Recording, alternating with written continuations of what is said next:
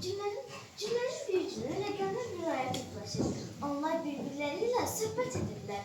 Lakin qrəbdən baxdıqda üzlərində narazılıq hissi olunur. Mən səndən gözələm, mən səndən vacibəm. Görəsən nə olmuşdu uşaqlar? Gəlin rəqəmlərə yaxınlaşar və onların nə cür istəsə mübahisə etdiklərini öyrənəcək. Bir özündən razı şəkildə sözə başladı. Çəkilim, mən gəlirəm. Hər tərəfdə birinciyəm. Öz yerimi bilirəm. Birəm, düzəm, inciyəm. İki buna dözmək, o da sözə başladı. Lap davadır səninki. Nə olsun önümdəsən? Gözəl yazılır iki. Sən bir bax nə gündəsən? İndi sıra içindir. Ay ay ay, yuxancaq onun içindir. Budur da ancaq yatır.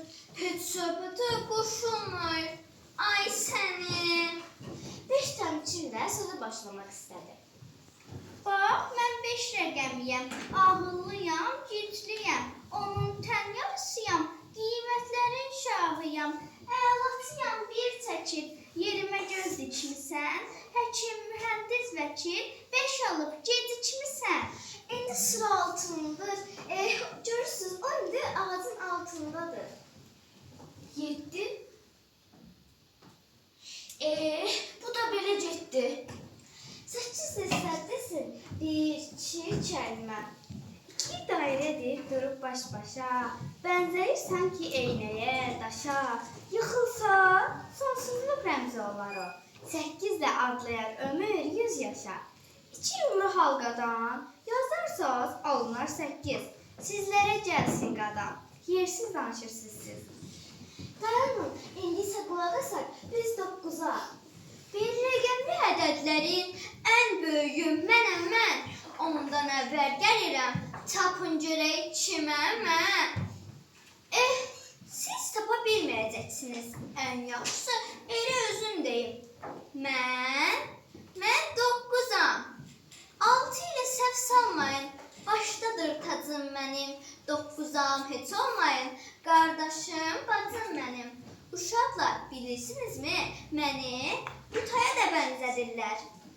Bir dəqiqə. Verək söhbətə son. İndi qoyun danışsın o. Bu da oyunun sonu. Qarşılayın siz onu. 10 kiçik qardaşdır, 2 rəqəmlərin. Tək əldən səs çıxarma, söhbətə qoşuldu o. Bir olsa yıxarma, düşmən olsa 1 milyon. Hə, uşaqlar, gördünüzmü?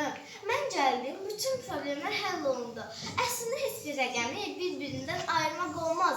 Çünki onların hər birinin öz xüsusiyyəti, öz bacarığı var. Hər rəqəmlər bir də sizi mübahisədən görməyim, ha. Baxın, onlar olmasaydı daha böyük ədədlər yaranmazdı.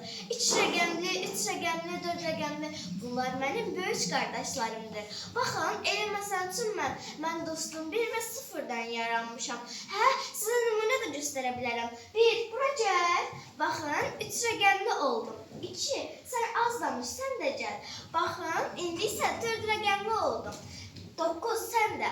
Baxın, indi isə 5 rəqəmli oldum. Artıra da bilərəm. Çünki bu son deyil. Ancaq siz başa düşdünüz.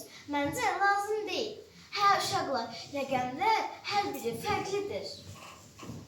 Biz birlikdə güclüyük.